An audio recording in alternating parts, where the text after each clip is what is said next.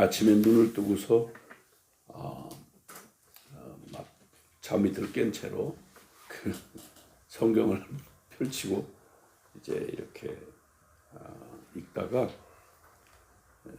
이게 문득 깨달은 하나님의 손길, 그리고 주님을 경외하라, 이런 제목이 떠올랐습니다. 다름이 아니고 사실 시편 34편이 이렇게 이제 그렇게 문득 깨달은 하나님의 손길을 깨닫고는 아주 막 놀랍게 이렇게 사람들을 초대하는 이런 이 다윗의 그 선포가 있는데 34편 8절에 보니까 너희는 여호와의 선하심을 맛보아 알지어다. 그에게 피하는 자는 복이 있도다. 너희 성도들아 여호와를 경외하라. 그를 경외하는 자에게는 부족함이 없도다. 젊은 사자는 혹 궁핍하여 줄일지라도 여호와를 찾는 자는 모든 좋은 것에 부족함이 없으리로다. 이런 놀라운 그 초대, 그냥 보통 초대하는 게 아니라 나 맛봤어. 한번 하나님의 선하심 한번 맛봐. 막 적극적으로 막 초대하는 이런 이 초대의 이 선포가 그 배경랑 잘 맞지를 않는, 이 배경이 사실은 다급하게 그 사울 왕에게 쫓김을 당해가지고 언제 끝날지 모르는 막 정말 하루하루 생사가 달려 있는 그런 막 부족하면 이때보다도 부족할 수가 없고, 그리고 힘들다면 이때보다 힘들 수가 없었을 바로 그런 때에 아주 꼭 그 상황에 그냥 뭐랄까 딱 이렇게 꼭지점을 찍듯이 그 다급하고 그 결핍된 그런 상황에 그런 그 극한 장면이 딱 펼쳐지는데, 얼마나 다급했으면 그 사울 왕이 미친 듯이 막 정말 미친 듯이 최고의 권력을 가진 사람이 한 개인을 국가의 힘을 동원해서 미친 듯이 잡아 죽이려고 막 펄펄 뛰는, 오죽 다급했으면 자기 나라 안에 숨을 데가 없어가지고 그냥 북으로 막 남으로 막 그냥 살길 찾아서 도망치다가 결국 어디까지 이르냐고 하면 자기들 그 당시에 계속 아주 정말 적 중에 대표적인 적인 블레셋 그 가두왕한테 도망을 가요. 얼마나 다급한지. 진짜 다급하게 쫓겨서 적의 왕 앞에 이제 갔는데, 피하여, 말하자면 요즘으로 말하면 쉽게 말하면 뭐라 그러나, 피난 아니고 난민 신청, 하여튼 이렇게 다른 나라로 이렇게 망명 왜 이렇게 단어가 생각이 안 나는지, 망명하는 상황인데, 그것도 최고의 원수 나라인 거기에 망명을 하러 왕 앞에 갔는데 너무 유명했던 거죠. 그러니까 다윗의 죽인 자는, 아니 사울의 죽인 자는 천천히요, 다윗의 죽인 자는 만만이다.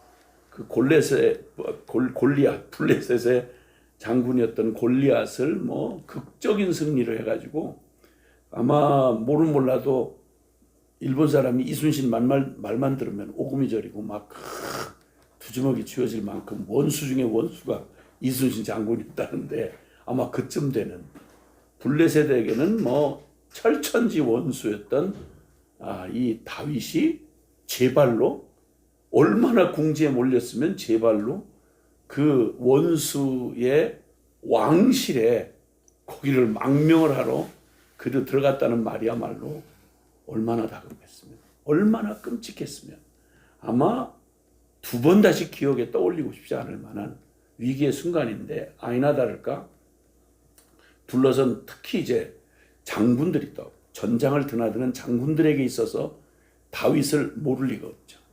딱 보는 순간 저거 다윗 아니야? 다윗이라는 신분을 숨기고 망명을 신청하러 들어갔는데 장수들이 어떻게 그걸 잊겠어요. 그러니까 저놈 저거 다윗 아니야? 아 분명해 하고는 막 그 휘하의 장수들이 그러니까 이 블레셋 가동 아기스가 눈빛이 달라지는 거죠. 무슨 말이야?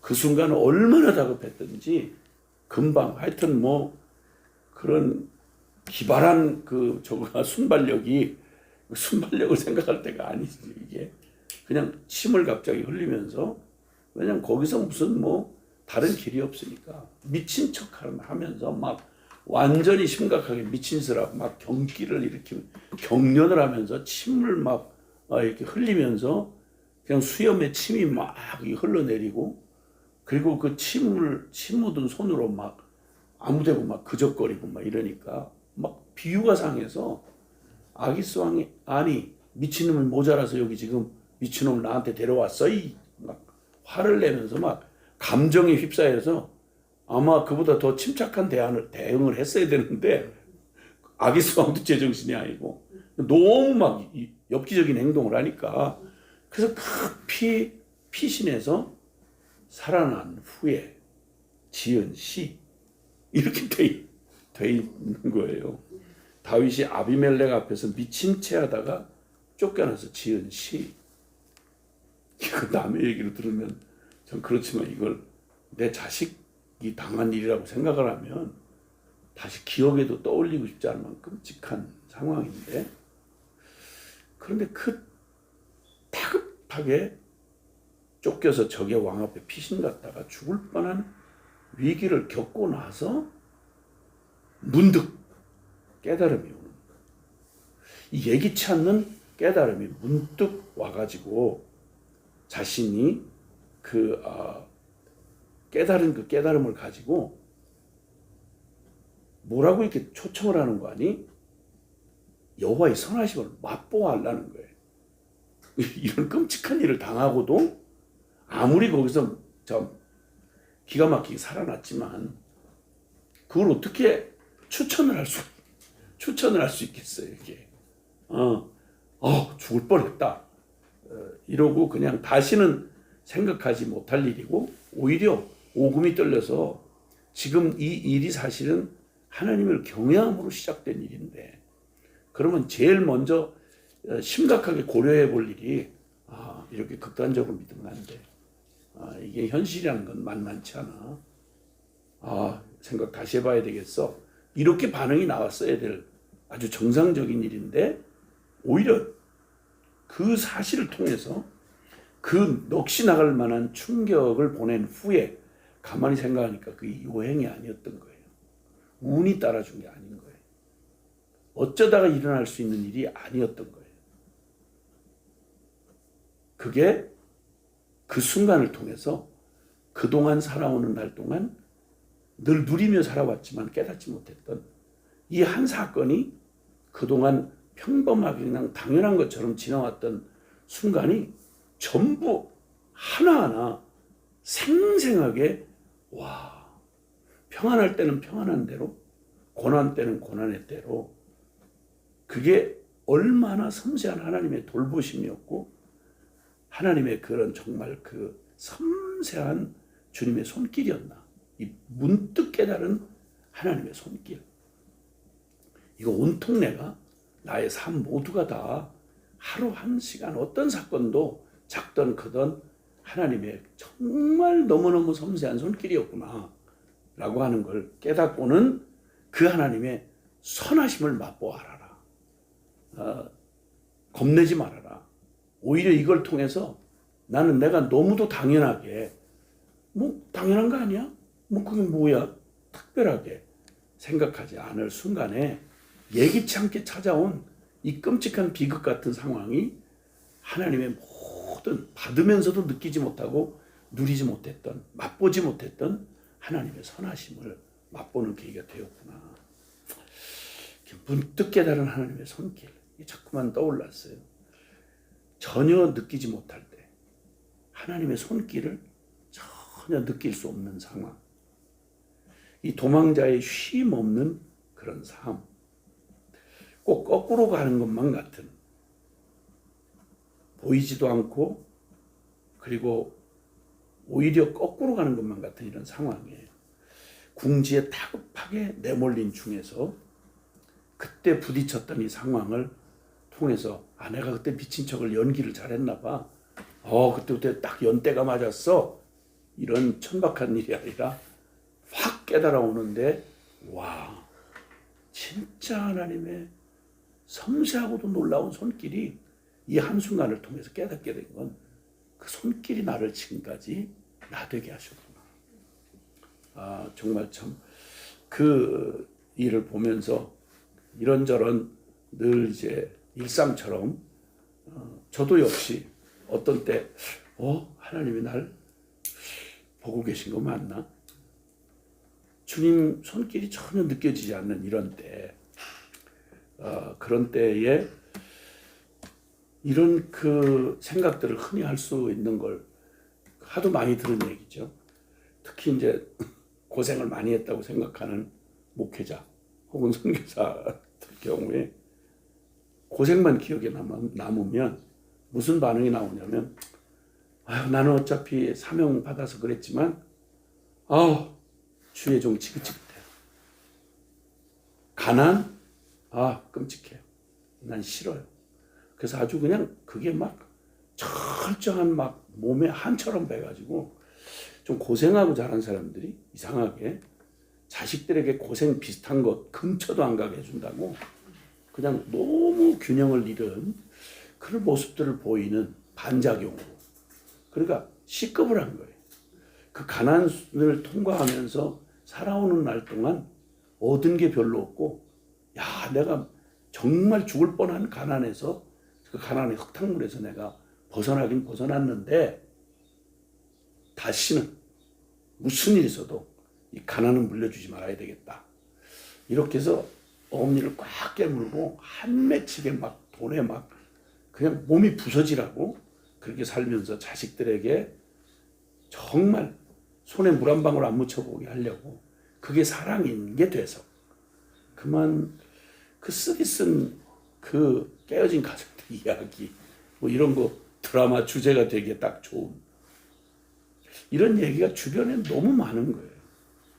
그리고 또 너무 그 엄한 그 부모 밑에서 자란 나 다시는 부모 되면 난 저런 식으로 안 할 거야. 이렇게 해가지고 목욕물 버리다 애까지 버렸다는 식으로 엄한 부모가 그냥 엄한 것만은 아닐 텐데 엄한 속에서 뭔가 깨달을 게 있었을 텐데 이게 싫으니까 다 버리는. 그래가지고 완전히 무법천지로 만든 애들을 그냥 마땅히 행할 길을 아이에게 가르치라는 주님의 말씀이 너무 부끄럽게 돼가지고 이상한 좀 현대적이라고 말하는 그런 젊은이들이 아이를 중요하게 가르쳐야 될 그때 그냥 부모의 싫은 점이 그게 다 부모의 다는 아닐 텐데 누군들 뭐 그렇게 하려고 해서 한 건 아닐 텐데 그런데 싫은 거예요. 나 그런 식으로 하는 그건 부모님 세대 엄마 아빠 시대니까 더 얘기하지 마세요. 손대지 마세요. 내가 알아서 내 자식 내가 잘 키울 거예요. 이렇게 이런 걸 보면 고생만 남은 거예요. 기억에. 그 고생 속에서 분명 뭐가 있었을 텐데 좋은 뭐가. 주의 종 과연 고생만이었을까? 가난만이었을까? 선교사의 삶이. 그러니까 막 사모님들 중에 난 죽어도 우리 딸은 절대 사모 안 시킨다고. 그리고 말은 안 하지만 남자는 말은 표현 안 하는데 그 다음에 하는 거 보면 알죠. 한이 맺힌 다시는 이런 초라하고 좀 이름 없는 이런 좀 무명의 이런 거 말고 실력 좀 쌓아서 좀 기왕주의 일을 해도 좀 실력 있고 좀 때깔 나는 그런 일을 해야지. 지지하고 나 같은 저거는 물려주고 싶지 않다. 이런 반응을 보는 경우를 보는데 많이 그것도 적지 않게 반대로 또 어떤 사람들은 또 그러더라고요. 나는 그냥 밋밋한 것 같아요. 고생도 잘 안 했고, 그리고 아유 그 너무 어려움 당하신 분들 얘기 들으면 아유 참 너무 힘들게 사셨구나 그런 생각이 들면서 아유 나는 뭐 그래서 나는 그렇게 뜨겁진 않아요. 신앙이 그렇게 뜨겁진 않고요. 뭐 그렇게 막 열정적이고 그런 건 없나 봐요. 내가 너무 편히 살아서 그런가 봐요. 근데 그것도 가만히 생각해 보면 어려운 일이 거의 없었다는 얘기는 본인이 무슨 특별한 어떤 귀족 티를 띠고 태어났다기보다는 그 조금만 바꿔 생각하면 얼마나 섬세한, 아니 자기가 손에 물을 안 묻혀봤다면 얼마나 많은 사람이 동원이 돼서 얼마나 손에 물을 묻히지 않아도 될 만큼 다 져살기 바쁜 세상에서 얼마나 많은 섬김이 거기 있었으면 그럼 아무 일도 없었다. 그 얼마나 돌보아 주었으면, 얼마나 지켜주었으면 아무 일도 안 당하고 살아갈 수 있었을까? 이 말은 거꾸로 말하면 엄청난 섬세한 동원과 다른 사람의 희생을 디디고 살았다는 말인데, 그렇기 때문에 난 뜨겁지 않다. 나는 너무 평범하고 밋밋하게 살았다.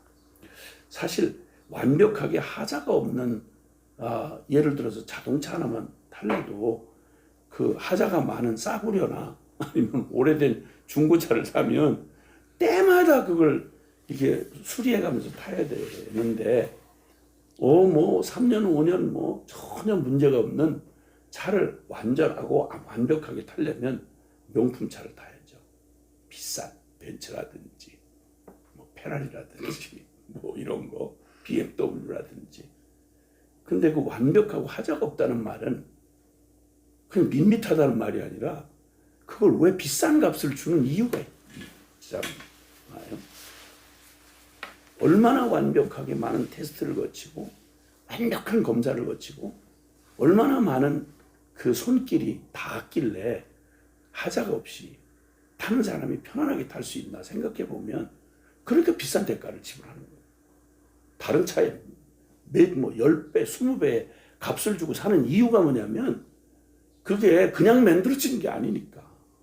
뭐 그냥 아무 수고도 안 하고 저절로 안전했으면 하자가 없으면 좋겠다. 그거와 똑같은. 오늘 내가 이렇게 편안하게 살 수 있다는 게 평안한 나라가 유지되려면 이 국방에 지금도 눈 못 붙이고 지키는, 목숨 걸고 지키는 사람들의 그 섬김이 없이 불가능한 거고, 나는 하고 먼지 있는데 못 견뎌요.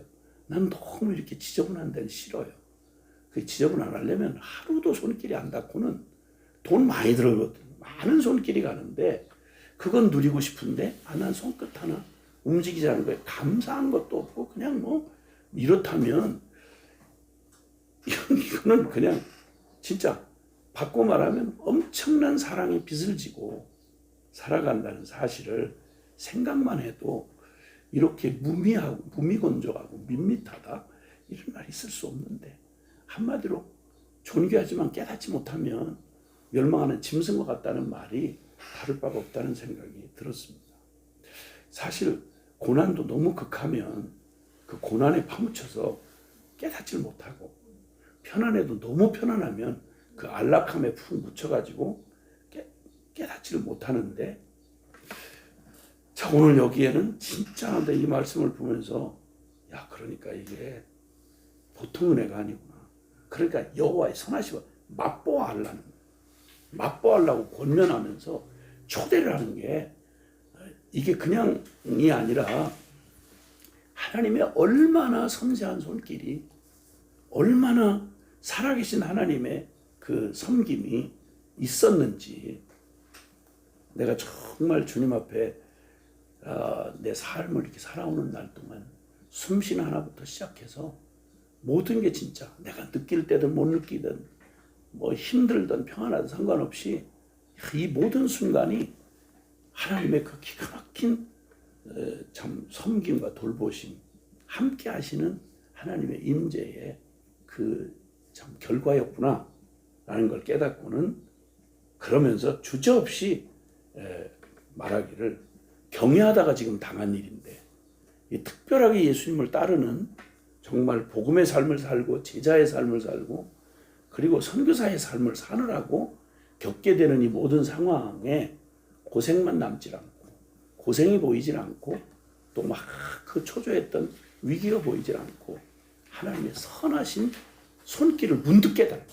그것도 가장 극한 이 상황을 간신히 모면하고 나서 이건 간신히 모면한 게 아니라 혹 이런 일이 앞으로 더 많이 기다린다 할지라도 하나님의 손길이 정말 그 불가능한 때에 건져주셨던 극적인 완전히 더욱 강조하는 빛이 효과가 있듯이 보통 뭐 별거 아닌데 이렇게 건져내주면 고마워요 이 정도로 이렇게 말할 수 있겠지만 이건 완전히 망했구나 이거 끝났구나 아무도 도와줄 수가 없구나 이럴 때 진짜 그때 바로 그 순간에 그분이 나를 그래서 건져줬다고 말하면 이건 뭐 같은 구원이지만 값이 얼마나 큰 구원인지를 무엇보다 더 강하게 깨닫는 것처럼 하나님 선하심을 맛보아 알아라. 그에게 피하는 자는 복이 있다. 그리고 확실하다. 성도들아 여호와를 경외하라. 그를 경외하는 자에게는 결코 부족함이 없다. 복음대로 살아라. 오직 믿음으로 순종해봐라. 그러면 결코 부족함이 없다. 혹시 젊은 사자는 궁핍에 줄일지라도 맹수의 그 짐승의 왕이 사자인데 사자의 가장 왕성한 때가 젊은 사자라고 표현하는데 젊은 사자가 굶주리면 나머지는 다 굶어 죽는다는 얘기인데 젊은 사자는 혹시 재벌 그 회장은 혹시 굶는 한이 있어도 하나님의 아들 딸은 절대 부족함이 없다. 복음으로 사는 사람은 절대 부족함이 없다. 와라. 이제 알겠냐? 내가 경외한 법을 가르쳐 줄게. 11절에. 지금 이런 말을 할 경황이 아닌데 지금 간신히 살아가지고 끝난 것도 아니고 인생 끝말에 지은 것도 아니고 그 상황을 모면하고 나서 지금 그런데 자기 심령 안에 왜 터지는 그 깨달은 문득 깨달은 진리를 깨닫고 하나님 손길을 딱 깨닫는 순간 주저없이 외치면서 자녀들아 와서 내 말을 들으라. 내가 여호와를 경외하는 법을 너에게 가르치리라. 정말 생명 사모하고 사는 날을 값지게 살고 싶으냐? 12절. 그런 사람 누구야? 내가 경외하는 법 가르쳐준 대로 살아. 그러면 경외하는 자는 절대 하나님이 돌보시고 귀를 기울이시고 지키시기 때문에 그보다 더 완전할 수가 없고 혹 18절에 마음이 상하고 중심으로 통회하는 자를 구원하신다. 그럼 나는 그래도 그렇게 물론 알아요. 의인을 구원해 주는 거 알겠는데 그 의인이 무슨 의인을 말하는지를 여기 지금 믿음의 의인인 것을 너 잘나서 네가 완벽하기 때문에 라는 말이 아니라 너가 부족하기 때문에 더 연약하기 때문에 언제든 경외하는 자는 약한 핑계 대지 않아. 그는 정직하여 자신의 약함을 하나님 앞에 토로하고 마음이 상한 자를 가까이 하시고 충심으로 통회하는 자를 주님이 구원하신 하나님이야. 자비 하나님이야. 완전하신 하나님이야. 의인은 고난이 많지만 하나님께서 그의 모든 고난에서 건지시는 거야. 19절. 그의 뼈를 보호하시는데 그 중에 하나도 꺾이지 않아. 마지막에 여호와께서 그의 종들의 영혼을 속량하시나니 그에게 피하는 자는 다 벌을 받지 아니하리로다. 정말 복으면 충분하다. 믿으면 예수면 다다. 이런 외침을 복음 시대에는 우리가 이렇게 표현하지만 구약에 참 이 다윗이 믿음의 사람들이 동일한 그 하나님을 믿는 사람들이 외치는 고백은 농도에 있어서 하나도 차이가 없다. 이런 사실을 다시 보게 되면서 누구보다 부족함을 경험했을 다윗이 적극적으로 초대하는 하나님 경외하는 삶. 정말 내가 그 경외하는 법을 가르쳐 줄게. 그리고 당할 고난이 두렵다고? 아니야. 그보다 더 완전한 하나님의 손길이 있어. 주님이 우리가 깨닫는 때나 느낄 때나 느끼지 못할 때나 보일 때나 보이지 않을 때나 해가 어느 구름에 가리워 있어도 아침이 오면 캄캄한 목장 구름으로 햇빛이 햇살이 하나도 안 보여도 미친 사람 아니면 알잖아. 구름 저 위에 여전히 해는 변함없이 떠 있다는 사실처럼 내가 어떤 상황 느끼든 못 느끼든 아무런 상관없이 정말 하나님 경외하는 자에게 주님을 언제나 그분의 그 손길을 한 번도 단 한 번도 어떤 순간에도 그분 손길 아닌 게 없었다는 거지. 이런 그 고백을 들으면서 바울도 똑같이 동일하게 이 농도로 믿음의 삶을 초대를 하는 거예요. 고생이 많아 보이냐? 힘들어 보였어? 선교사가? 복음으로 사는 게 이렇게 찌질해 보였어? 그리고 하나님한테 꼭 버림받는 도움받지 못하는 사람처럼 보여? 하나님 선하심을 맛보아라. 주저없이 순종해봐. 무슨 걱정이 많아서 그렇게 주저거리고 그냥 바닷가의 작은 찬송가 가사처럼 작은 물살 보고 물결 보고 작은 바다 보고 왜 저 큰 대양으로 못 가? 너 거기를 떠나서 저 깊은 바다로 향해 가봐 라고 도전하듯이 나는 하나님의 모든 자비하심으로 너희를 권하노니 너희 몸을 하나님이 기뻐하시는 산 제물로 드려. 이렇게 로마서 12장 1절에 그 도전하고 초청하듯이 나 한평생 이런 삶을 살아오지만 가장 멋진 삶을 살았어. 하나님의 손길을 깨닫고 사는 삶이야말로 이거보다 당당할 수 없고 이거보다 신날 수가 없어. 나랑 같이 선교사 되자고. 무소유로 한번 살자고. 주님면 충분하다니까. 가보자고. 이렇게 외치는 이 외침을 정말 가장 기대할 수 없는 때에 이렇게 외치는 이 다윗의 외침이야말로 그 모든 그 아름다운 고백을 평생에 남겨놓았지만 정말 빛나는 고백이었구나 라는 사실을 깨달으면서 다시 한번 저도 두 주먹 불끈 쥐면서 그렇지 나와 같이 되라고 나랑 같이 가자고 이렇게 말할 수 있는 그런 축복의 아침이었습니다.